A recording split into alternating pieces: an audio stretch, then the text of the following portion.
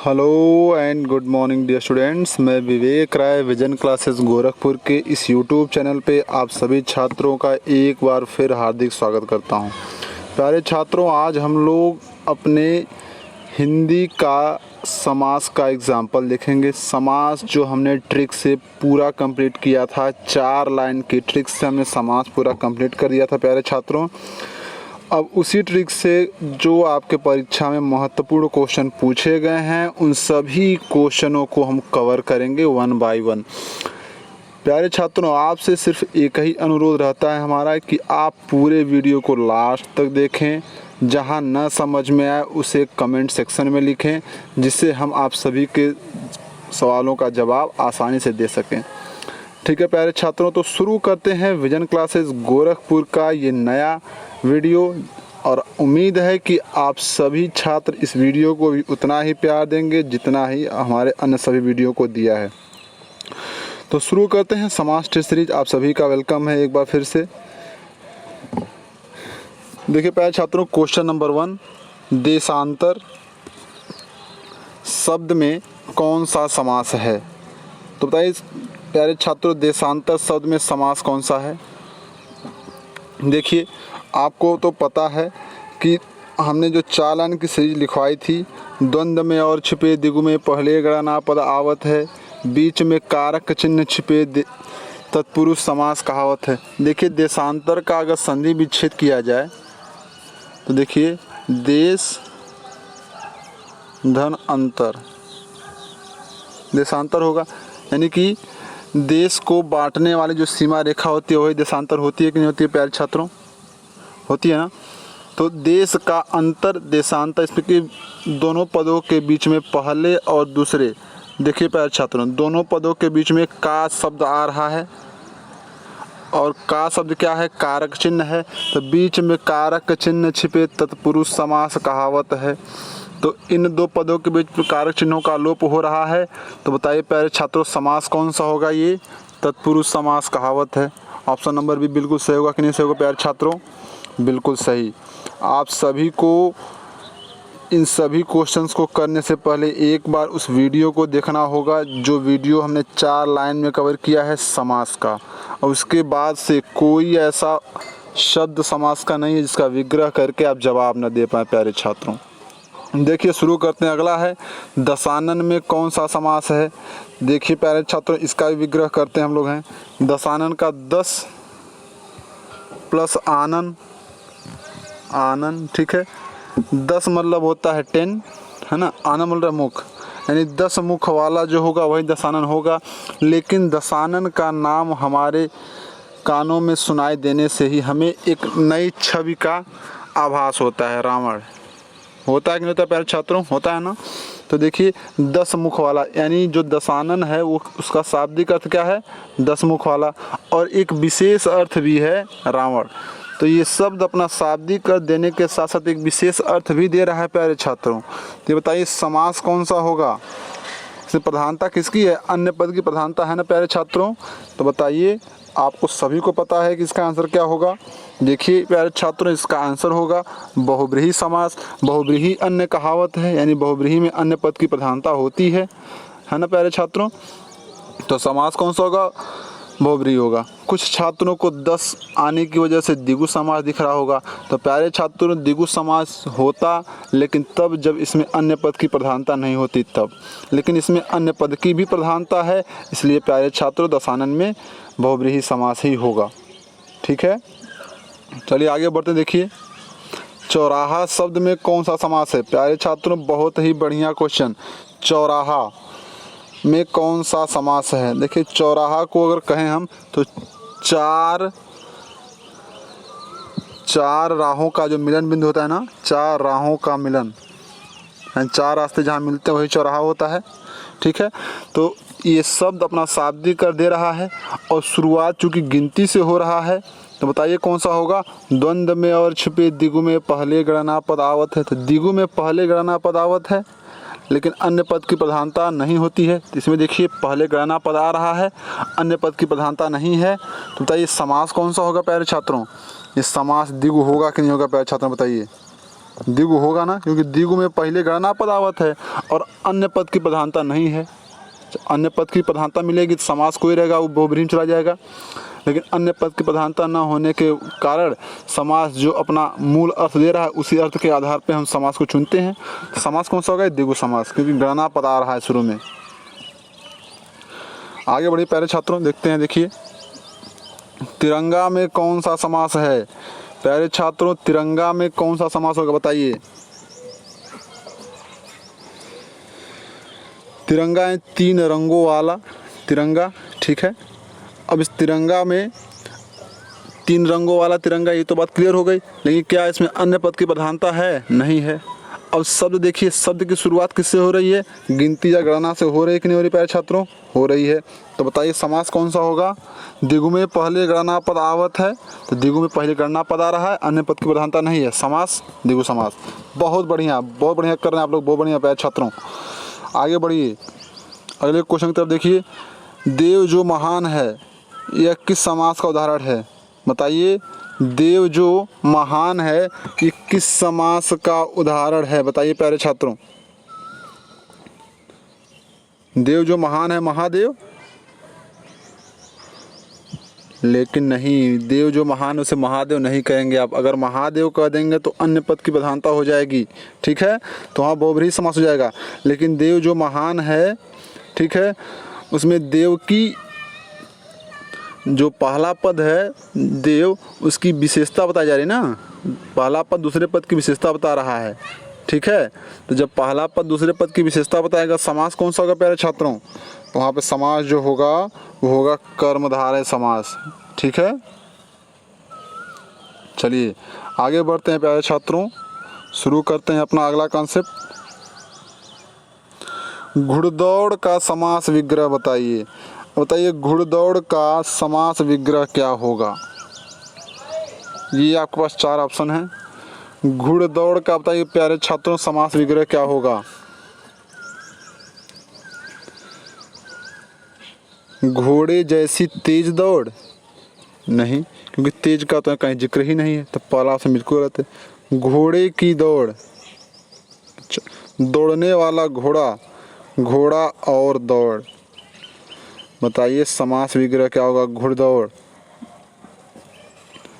देखिए घुड़दौड़ में घोड़े की दौड़ या फिर घोड़ा और दौड़, दो तो पहले ही कट गया प्यारे छात्रों। ऑप्शन नंबर ए और डी पहले ख़त्म है। अब घोड़े की दौड़, घोड़ा और दौड़ में क्या होगा? देखिए प्यारे छात्रों, इसका आंसर जो होगा ऑप्शन नंबर डी होगा, घोड़ा और दौड़, ठीक है। घुड़दौड़, ठीक है, तो घोड़ा और दौड़, ठीक है। इसका विग्रह जब करेंगे तो घोड़ा और दौड़ आएगा। और विग्रह करने के बाद समास बताएंगे, इसी आधार पर समास ही बताएंगे हम लोग प्यारे छात्रों, ठीक है। देखिए अब अगला क्वेश्चन नंबर 7 बहुत ही इम्पॉर्टेंट है हमारे सभी छात्रों के लिए जो अच्छे परीक्षाओं की तैयारी कर रहे हैं। राजपुत्र में कौन सा समास होगा? प्यारे छात्रों राजपुत्र में कौन सा समास होगा बताइए। राजपुत्र का पहले समास विग्रह करिए। तो राजपुत्र का क्या होगा? राजा और पुत्र में टूटेगा, ठीक है। लेकिन समास विग्रह करने के दौरान इसमें क्या आ रहा है? का संबंध आ रहा है कि नहीं आ रहा है? राजा का पुत्र होता है ना। तो पहला पद और दूसरे पद के बीच में देखिए का जो है वो क्या है?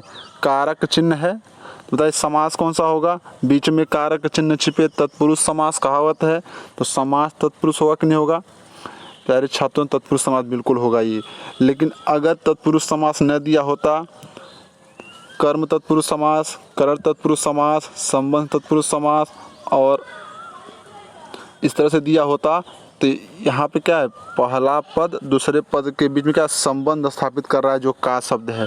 क्योंकि संबंध स्थापित कर रहा है तो इस संबंध तत्पुरुष समास भी हो सकता है, ठीक है प्यारे छात्रों। तो इस विशेष बात को आप हमेशा ध्यान रखेंगे, क्योंकि तत्पुरुष समास के भी 6 भेद होते हैं। हमने आपसे पिछले वीडियो में जिक्र किया था। जिस समास का पूर्व पद प्रधान हो उसे क्या कहते हैं प्यारे छात्र? बताइए। अब पहला पद जिस समास का प्रधान होगा उसे कौन सा समास कहेंगे? बताइए प्यारे छात्रों।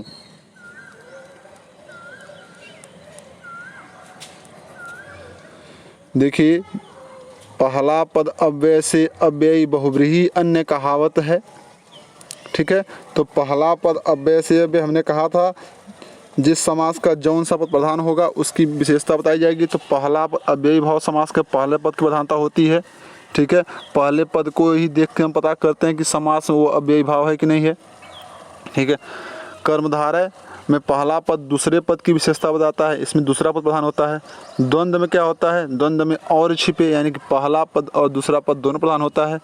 और संबंध तत्पुरुष समास, ये तो तत्पुरुष समास का ही एक रूप है। तो आपका आंसर होगा ऑप्शन नंबर सी, बिल्कुल सही है प्यारे छात्रों। आगे बढ़िए, देखिए योगदान में कौन सा समास है?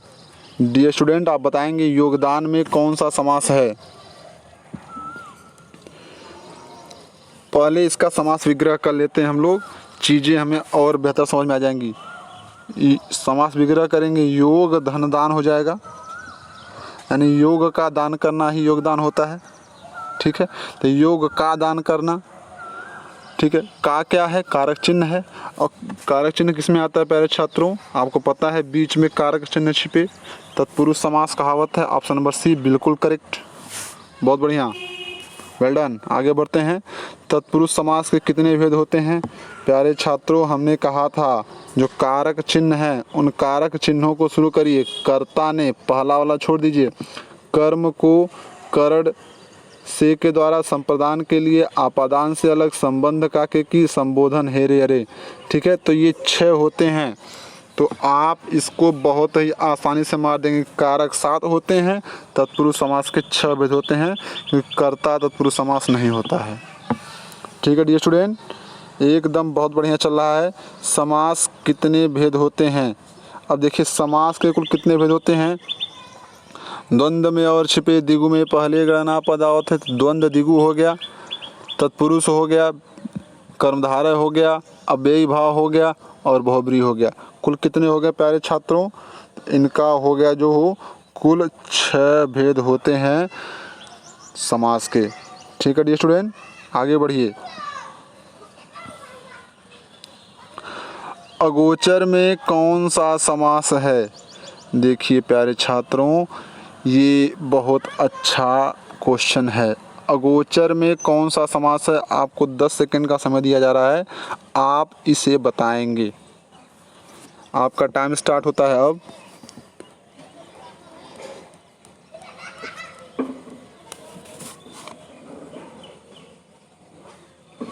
डियर स्टूडेंट, देखिए अगोचर में कौन सा समास होगा? अव्ययी भाव समास होगा। अव्ययी भाव में पहला पद अव्ययी होना चाहिए, नहीं। तत्पुरुष समास होगा, नहीं, क्योंकि दोनों पदों के बीच में कारक चिन्ह नहीं आ रहा है। कर्मधारय, पहला पद दूसरे पद की विशेषता बताना चाहिए, नहीं बता रहा है, नहीं होगा। देखिए ये एक नया समास नज। ठीक है, अब आपको दिक्कत होगी, सर आपने नज नहीं पढ़ाया था। तो प्यारे छात्रों, हम आप सभी से माफ़ी चाहते हैं। देखिए जो नज समास होता है वो ऐसे समासिक शब्द होते हैं, प्यारे छात्रों अब क्वेश्चन आया तो बता दें, ऐसे समासिक शब्द होते हैं जिनको पढ़ने पर निगेटिव फीलिंग आती है। नेगेटिव फीलिंग समझते हैं, विपरीत बातें समझ में आती हैं। ठीक है, तो अगोचर जो है इसको पढ़ने पर चर अगोचर, चर पॉजिटिव है, अगोचर क्या है? नेगेटिव है। तो अब नेगेटिव फीलिंग आ रही इस शब्द को पढ़ने पर, तो जिस समासिक शब्द को पढ़ने पर नेगेटिव में नकारात्मक भाव के होने का पता चले उसे हम कहते हैं नज समास। तो यहाँ पर ऑप्शन नंबर सी बिल्कुल करेक्ट होगा, क्योंकि इसमें नेगेटिव फीलिंग आ रही है। चलिए प्यारे छात्रों, क्वेश्चन नंबर नेक्स्ट है, इसको देखिए। मृग नयन में कौन सा समास है? अब आपके लिए बहुत बढ़िया बात कि मृग नयन में समास। ठीक है, बताइए क्या होगा मृग नयन में, कौन सा समास होगा प्यारे छात्रों? देखिए मृग नयन, अब इसका अगर हम लोग समास विग्रह करें तो मृग और नयन, तो मृग जैसा नयन कह लें, नयन जो होगा मृग जैसा है। तुम देखी सीता मृग नयनी, क्या आपने सीता मृग नयनी को देखा है? तो मृग नयन, मृग मतलब हिरन, नयन मतलब आँख, हिरन के समान आँख, हिरन जैसी आँख, ठीक है। तो देखिए इसमें नयन की विशेषता है कि नयन कैसे हैं, मृग के समान है, यानी कि पहला पद जो है वो दूसरे पद की बिल्कुल विशेषता बता रहा है। और जिस समास में पहला पद दूसरे पद की विशेषता बताए, अर्थात विशेषण और विशेष का भाव दिखाई दे, तो समास कौन सा होगा प्यारे छात्रों, आप बता सकते हैं? समास कौन सा होगा? आप सभी के लिए बहुत ही इम्पॉर्टेंट बात है, ये समास होगा कर्मधारय समास, क्योंकि यही वो समास है जिसमें विशेषण और विशेष्य के भाव का पता चलता है। प्यारे छात्रों, एक बार फिर से गुजारिश कर रहा हूँ, जो छात्र हमारे समास का वीडियो नहीं देखें उस वीडियो को पूरा देखिए। एक बार आपने देख लिया, समास का सारा कॉन्सेप्ट क्लियर हो जाएगा, कुछ बचेगा ही नहीं। अब देखिए यथाक्रम में कौन सा समास है, इसे तो आप देख के बता सकते हैं। यथाक्रम, क्रम क्या है, मूल शब्द है, इसके पहले यथा लग गया, यथा क्या उपसर्गिक शब्द है ना, तो उपसर्गिक शब्द ही तो अव्ययी शब्द होते हैं। तो पहला पद अव्यय से अव्ययी, जिस शब्द का पहला पद ही अव्ययी हो वो समास कौन सा होगा? वो समास होगा प्यारे छात्रों अव्ययी भाव समास। बहुत बढ़िया, बिल्कुल तैयारी जीत की हो रही है। फ्रॉम जीरो टू हीरो हम लोग जरूर अपनी मंजिल को पाएंगे प्यारे छात्रों। देखिए शुरू करते हैं, राधा कृष्ण में कौन सा समास है, ये बताइए। राधा कृष्ण के बीच में हाइफन लगा है, हाइफन लगा दिख गया, तो राधा और कृष्ण हो जाएगा कि नहीं हो जाएगा? देखिए राधा और कृष्ण होगा कि नहीं होगा? और बताइए और का भाव किस में होता है? द्वंद्व में और छिपे होते हैं ना, द्वंद्व में कौन होता है? और छिपा होता है। तो बताइए प्यारे छात्रों ने समास कौन सा होगा? बहुत बढ़िया, बिल्कुल सही जवाब आप दे रहे हैं, द्वंद्व में और छिप रहा है, द्वंद्व समास। आगे बढ़िए, वनवास में कौन सा समास है प्यारे छात्रों? वनवास में कौन सा समास है? ये एक बहुत बढ़िया क्वेश्चन है, इसके लिए फिर आपको 10 सेकंड दिया जा रहा है। चीज़ों को करते जाइए, बिल्कुल एकदम एक तरीके से करते जाइए, कोई दिक्कत नहीं। स्टार्ट हो गया समय आपका।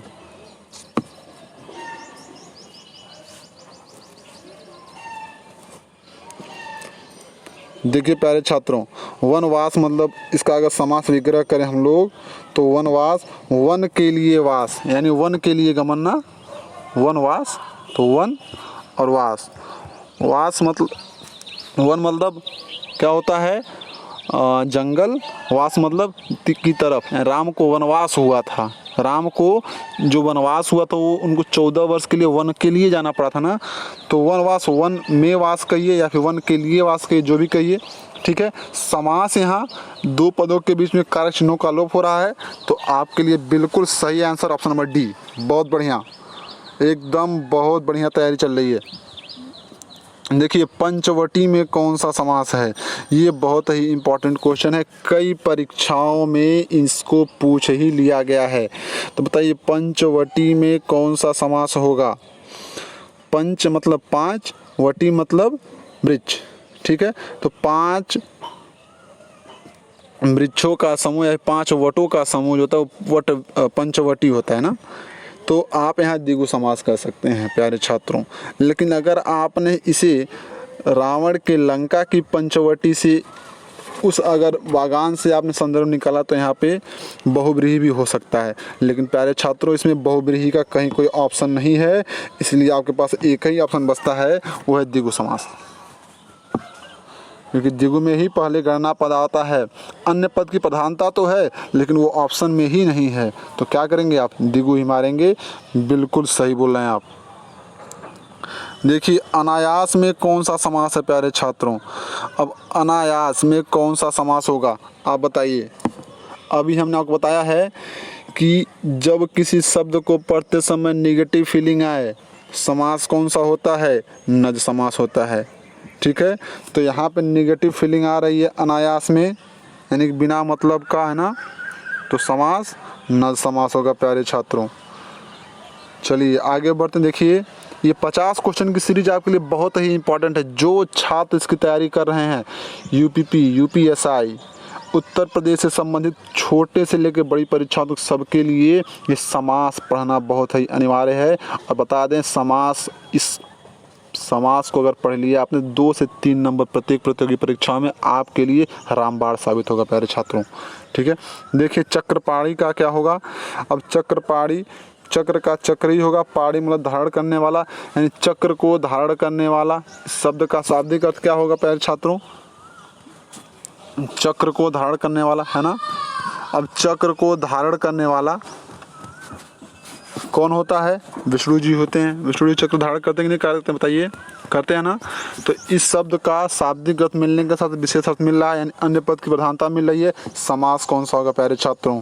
अब आप बिल्कुल समझ गए होंगे समास कौन सा होगा प्यारे छात्रों। समास जो होगा वो एक ही है, बहुब्रीहि, जिसमें अन्य पद की प्रधानता पाई जाती है डियर स्टूडेंट। ठीक है, चलिए आगे बढ़ते हैं। देखिए, जिस समास में उत्तरखंड प्रधान हो, जब पूर्व पद और उत्तर पद हमने बताया था प्यारे छात्रों। अब क्या होता है, जिन बच्चों को नहीं समझ में आ रहा है वो जरूर समास का वीडियो देख लें। उत्तर पद और पूर्व पद क्या होता है? तो जिस समास का उत्तर पद प्रधान होता है वो कौन सा समास है प्यारे छात्रों? आपका समय बिल्कुल शुरू हो गया है। देखिए बताइए क्या होगा।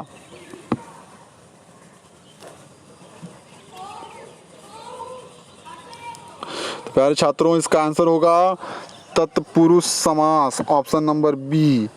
आपको यदि पूर्व पद जानना है, उत्तर पद जानना है प्यारे छात्रों, पहुंच जाइए हमारे समास वाले वीडियो को पूरा देखिए, कभी जीवन में भूलेंगे नहीं समास। इस बात की पूरी गारंटी लेता है विजन क्लासेस परिवार। अब सुपुरुष में देखिए सुंदर पुरुष होगा, है ना। तो ये पुरुष की विशेषता है कि पुरुष सुंदर है ना। यानी पहला पद दूसरे पद की विशेषता बता रहा है कि पुरुष कैसा है, सुंदर है। समास कौन सा होगा प्यारे छात्रों? जहाँ पहला पद दूसरे पद की विशेषता बताए, अर्थात विशेषण और विशेष का गुण पाया जाए, समास होगा कर्मधारय। आप बिल्कुल जानते हैं, आपसे कुछ छुपा नहीं है, क्योंकि विजन क्लासेज आपको वो सभी चीज़ें दे रहा है जिसकी आपको डिमांड है, जो आज तक आपको किसी यूट्यूबर ने नहीं दिया। देखिए, साग पात में कौन सा समास है? बीच में हाइफन है, यानी और का चिन्ह है। और का चिन्ह देखते ही हमारे प्यारे छात्रों के दिमाग में एक बहुत अच्छी बात ठनक जाती है। साग और पात, द्वंद्व में और छिपे, है ना। ऑप्शन नंबर सी बिल्कुल करेक्ट, बहुत बढ़िया प्यारे छात्रों। ठीक है, देखिए देवासुर में कौन सा समास है?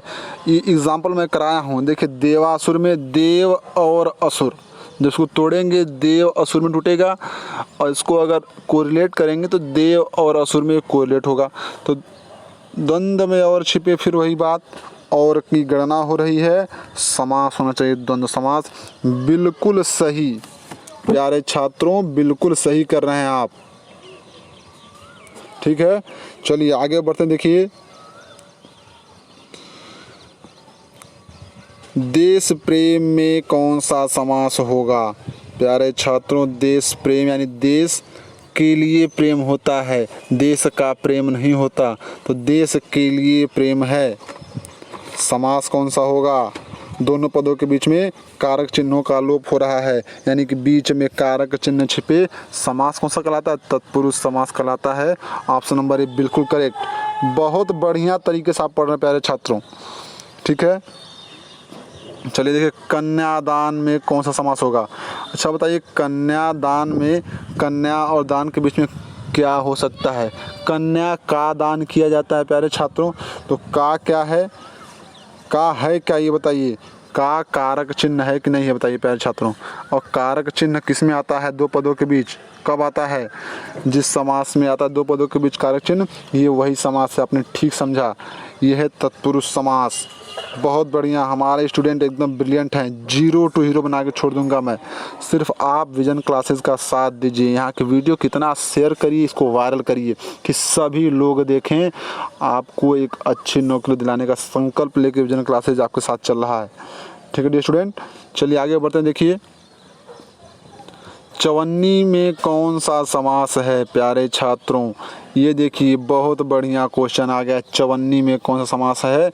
आपके लिए समय 10 सेकंड का, देखते हैं कौन छात्र बताता है।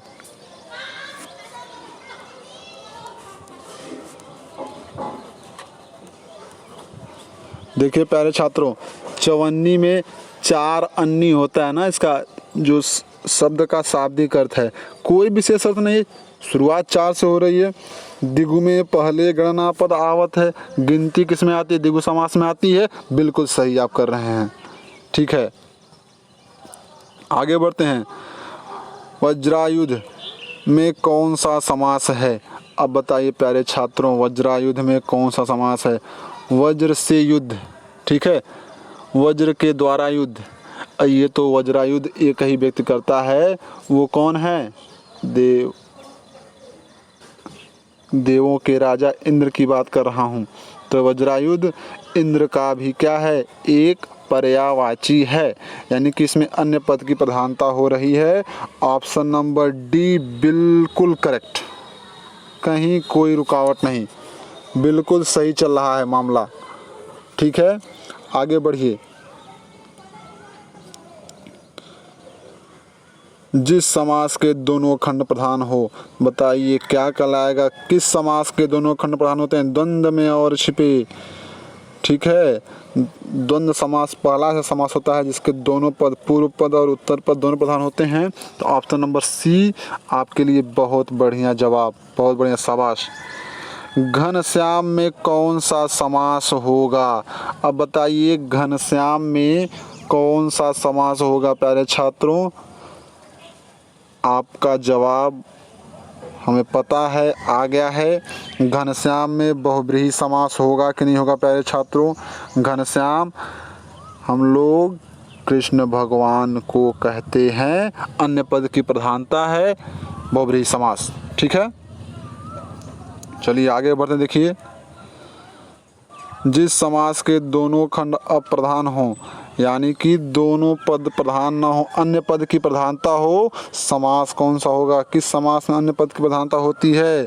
बहुब्रीहि अन्य कहावत है। ऑप्शन नंबर बी बिल्कुल करेक्ट, ठीक है। चलिए आगे बढ़ते, देखिए। दही बड़ा में कौन सा समास होगा प्यारे छात्रों? ये आपके लिए बहुत बढ़िया सवाल है। दही बड़ा में कौन सा समास होगा बताइए प्यारे छात्रों। आपका समय शुरू होता है अब।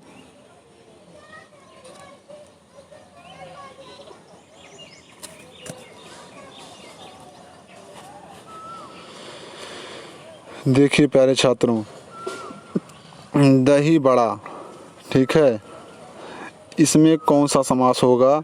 कई छात्रों को समझ नहीं आ रहा होगा कि सर दही बड़ा में कौन सा समास होगा, इसका समास विग्रह कैसे करें। देखिए दही का बड़ा होता है कि दही में बड़ा होता है प्यारे छात्रों। देखिए इसके जो आंसर हैं वो 2 आप दे सकते हैं, ठीक है। दही अगर का बड़ा करेंगे, अगर आप दही का बड़ा करते हैं तो संबंध का के की है, संबंध तत्पुरुष समास, ठीक है। दही में बड़ा, ठीक है, तो दही में बड़ा में कोई कार्य चिन्ह है क्या? संबोधन, संबंध, आपादान, किसी कार्य चिन्ह में होगा तो तत्पुरुष समास हो जाएगा। मध्य पदलोपी कर्मधारय समास, देखिए प्यारे छात्रों, मध्य पदलोपी कर्मधारय समास मतलब ऐसा समासिक शब्द होता है जो पहले पद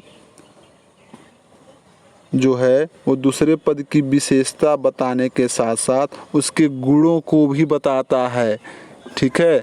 और जब गुणों को बताएगा, पहला पद दूसरे पद के गुण को बताएगा कि इसके साथ है, तो वहाँ पे कभी कभी कर्मधारय भी हो जाता है। लेकिन बहरहाल दही बड़ा जो समास होगा वो मध्यलोपी कर्मधारय बिल्कुल सही होगा, ठीक है। चलिए आगे बढ़ते हैं प्यारे छात्रों, देखिए। नरोत्तम में कौन सा समास होगा? नरोत्तम का समास विग्रह करिए। नरों में जो उत्तम है वही नरोत्तम है। अब नरों में जो उत्तम है वो नरोत्तम होगा कि नहीं होगा? ठीक है, तो समास कौन सा होगा प्यारे छात्रों? ये समास कौन सा होगा? नरों में जो उत्तम है वही नरोत्तम है। तो इसका अगर समास विग्रह करें तो बात बिल्कुल आईने की तरह साफ हो जाएगी। देखिए, नरों में उत्तम, बहुत बच्चों का कर्मधारय जवाब आ रहा है प्यारे छात्रों, बहुत बच्चों का कर्मधारय आ रहा है, मैं बता रहा हूँ, लेकिन कर्मधारय बिल्कुल गलत है। क्योंकि कर्मधारय जो होता है उसमें पहला पद दूसरे पद की विशेषता बताता है, दूसरा पद पहले पद की विशेषता नहीं बताता है, तो कर्मधारय नहीं होगा। कर्मधारय को छोड़िए। अब देखिए एक चीज़ और हो सकता है, बीच में कारक चिन्ह मिल रहे हैं, और चूंकि कारक चिन्ह मिल रहे हैं तत्पुरुष समास होगा। लेकिन यहाँ पे सवाल पूछने का तरीका देखिए प्यारे छात्रों, अधिकरण तत्पुरुष समास, द्वितीया तत्पुरुष समास, तृतीया तत्पुरुष समास, ये सारे विभक्ति की बात हो रही है, द्वितीया विभक्ति, तृतीया विभक्ति, ठीक है।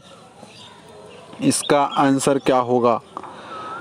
इसका आंसर देखिए, पहले देखिए में किस में आ रहा है, कर्म को करण से के द्वारा संप्रदान के लिए आपादान से अलग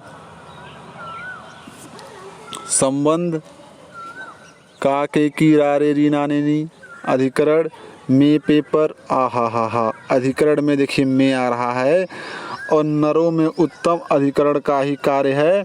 तो ऑप्शन नंबर ए बिल्कुल क्लियर हो गया, क्योंकि में जो है अधिकरण का ही चिन्ह है, अधिकरण का चिन्ह होता है में पेपर, है ना। तो में इसका चिन्ह है, दो पदों के बीच आए तत्पुरुष समास। लेकिन तत्पुरुष समास में कौन सा समास है? तो अधिकरण तत्पुरुष समास है प्यारे छात्रों, क्योंकि तत्पुरुष समास भी 6 प्रकार का होता है, ये हमने बात कर ली है। चिड़ी मार में कौन सा समास होगा? अब बताइए प्यारे छात्रों, चिड़ी मार में कौन सा समास होगा?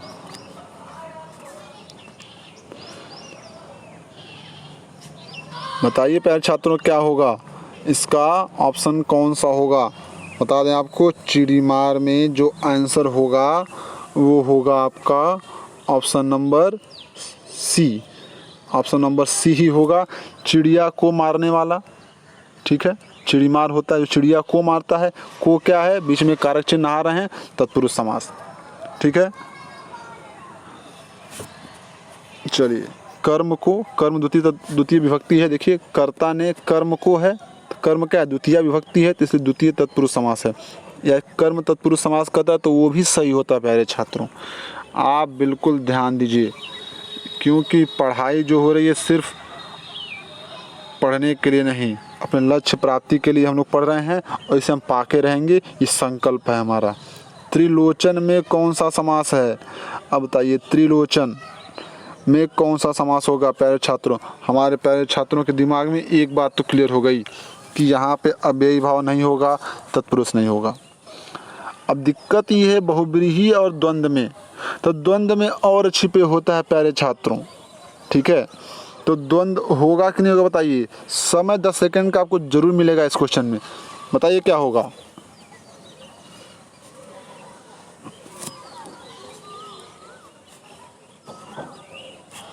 प्यारे छात्रों, द्वंद्व में और छिपे होता है तो दोनों पदों के बीच और का लोप नहीं हो रहा है। त्रिलोचन में अन्य पद की प्रधानता हो रही है, समास होगा बहुब्रीहि, ठीक है प्यारे छात्रों। चलिए आगे बढ़ते हैं। देखिए मृगेंद्र में कौन सा समास होगा प्यारे छात्रों? मृगेंद्र में समास कौन सा होगा आप बताएंगे? समय 10 सेकंड का जो निर्धारित है आपको दिया जा रहा है, स्टार्ट हो गया।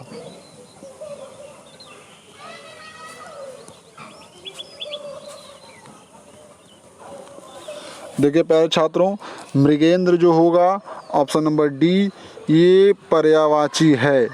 किसका पर्यायवाची है ये हमारे प्यारे छात्र बताएंगे, और हमें उनसे जवाब की उम्मीद होगी प्यारे छात्रों, ठीक है। चलिए आगे बढ़ते। देखिए प्रधानमंत्री में कौन सा समास है? प्रधान है जो मंत्री, वही तो होगा प्रधानमंत्री। अब प्रधान है जो मंत्री, वो प्रधानमंत्री होगा। समास कौन सा होगा, इसका जवाब चाहिए हमें। इसका देखिए प्यारे छात्रों, इसका जवाब होगा ऑप्शन नंबर बी, बहुब्रीहि समास। क्योंकि जो प्रधानमंत्री है वो एक पद है, और उस पद पे बैठने के लिए कोई व्यक्ति आसीन हो सकता है प्यारे छात्रों। तो यहाँ पे प्रधानमंत्री में जो समास होगा वो बहुब्रीहि होगा, क्योंकि अन्य पद की प्रधानता है, ठीक है। चलिए आगे बढ़ते हैं। देखिए प्यारे छात्रों, अगला क्वेश्चन देखिए, मृत्युंजय में कौन सा समास है प्यारे छात्रों? अब बताएंगे आप, मृत्युंजय में कौन सा समास है? महामृत्युंजय मंत्र है ना। अब मृत्युंजय बताइए क्या होगा।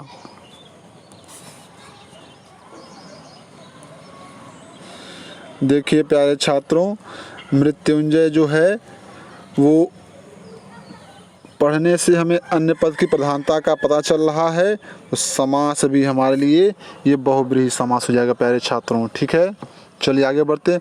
नवरात्रों में कौन समास होगा? नवरात्रों का समूह, नवरात्र होता है। ठीक है, अन्य पद की प्रधानता होगी इसमें, क्या बताइए।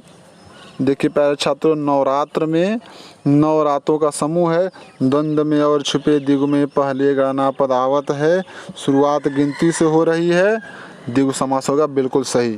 ठीक है प्यारे छात्रों, आगे बढ़ते हैं। देखिए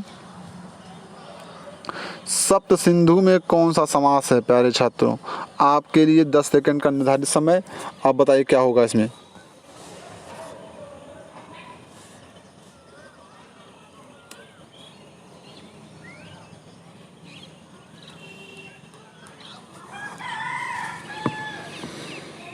देखिए प्यारे छात्रों, सप्त सिंधु यानी कि 7 सिंधु का प्रदेश। ठीक है, 7 यानी गिनती में आ रहा है, सप्त मतलब 7 होता है, अन्य पद की प्रधानता नहीं है, समास होगा द्विगु समास। ठीक है प्यारे छात्रों, चलिए आगे बढ़ते हैं। देखिए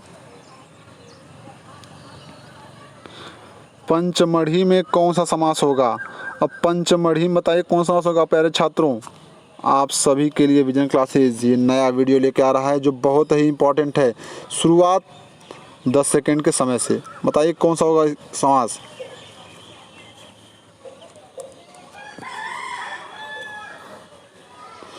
देखिए प्यारे छात्रों, इसका आंसर जो होगा द्विगु समास होगा, क्योंकि द्विगु में ही गणना पद आता है। प्यारे छात्रों हमने आपको बता दिया है, अब हमारे प्यारे छात्र कहीं नहीं फंसने वाले हैं। ठीक है, अब इनके तेज का सामना कोई नहीं कर सकता है। देखिए चंद्रमुख, चंद्र के समान मुख यानी चंद्र जैसा मुख। ठीक है, मुख की विशेषता है कि मुख कैसा है? चंद्र के समान है। बताइए कौन सा होगा ऑप्शन। ऑप्शन नंबर सी बिल्कुल होगा, कर्मधारय समास। ठीक है प्यारे छात्रों, चलिए आगे बढ़ लेते हैं, देखते हैं कनकलता में कौन सा समास होगा। अब बताइए प्यारे छात्रों, कनकलता में कौन समास होगा। लता जो है कनक के समान है। ठीक है, ऑप्शन नंबर बी बिल्कुल करेक्ट होगा कि नहीं होगा प्यारे छात्र, बताएं आप। एकदम सही होगा। ठीक है प्यारे छात्र, आगे बढ़ते हैं। देखिए देहलता में कौन समास होगा? जिस प्रकार से कनकलता उसी प्रकार से देहलता। ठीक है, तो ऑप्शन नंबर डी बिल्कुल सही होगा। ठीक है प्यारे छात्र,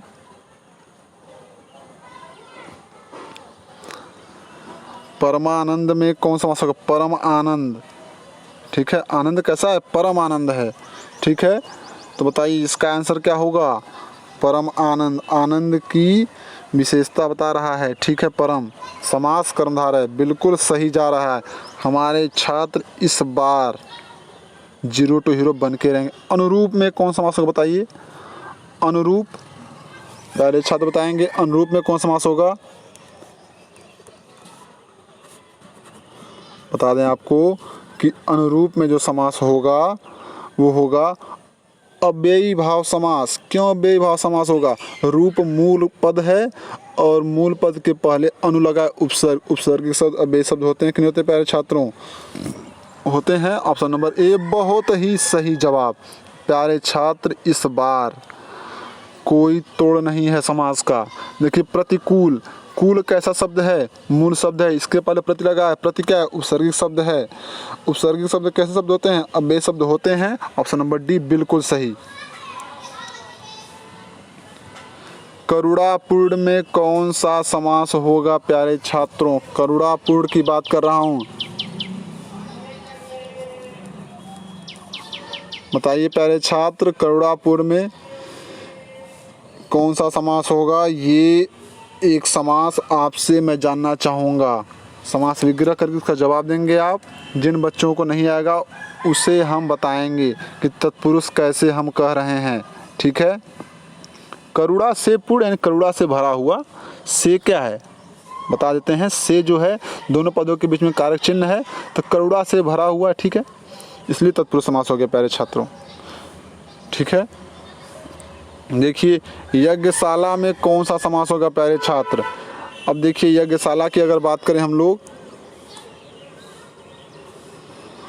तो यज्ञशाला में यज्ञ की शाला होता है जहाँ पे यज्ञ होता है, ठीक है। ऑप्शन नंबर ए तत्पुरुष समास होगा कि नहीं होगा प्यारे छात्रों? आप सबसे उम्मीद रहती है हमें जवाब की, इसीलिए हम कुछ सेकंड का समय आपको जरूर देते हैं, ठीक है। ऑप्शन नंबर ए बिल्कुल करेक्ट, ठीक है। चलिए आगे बढ़ते हैं। देखिए प्यारे छात्र, आगे बढ़ रहे हैं हम लोग। और धनहीन में कौन धन से हीन होता है ना, धन से हीन हो गया। ऑप्शन नंबर सी बिल्कुल सही, बिल्कुल सही। ऑप्शन नंबर सी धन से हीन धनहीन होता है। चलिए ये फाइनल किक होगी हमारी। पाप मुक्त, पाप से मुक्त, कोई व्यक्ति किससे मुक्त होता है? पाप से मुक्त होता है। समास कौन सा होगा? तत्पुरुष समास, पाप से मुक्त। प्यारे छात्र ये 50 क्वेश्चन की सीरीज आपको हमेशा याद रहेगी और ये तत्पुरुष समास हमेशा याद रहेगा। प्यारे छात्रों आपसे हमारा विनम्र निवेदन है कि एक बार विजन क्लासेस के उस चैनल पे जाकर देखिए जहाँ पे आपके सपने साकार होते हैं, जहाँ पे लोग जीरो से हीरो होते हैं। प्यारे छात्रों बहुत बहुत धन्यवाद इसे देखने के लिए। प्यारे छात्र आप सिर्फ एक ही आवाज़ और एक ही लक्ष्य आपको दिखना चाहिए, विजन क्लासेस की आवाज़ और लक्ष्य जो बनना है वो बस। और इसके अलावा ना कोई आवाज़ सुना देनी चाहिए आपको और ना कोई लक्ष्य दिखा देना चाहिए। प्यारे छात्रों एक लक्ष्य हमेशा सार्थक लक्ष्य होता है। प्यारे छात्रों इसी शुभकामना के साथ आप सभी को धन्यवाद। Thank you very much.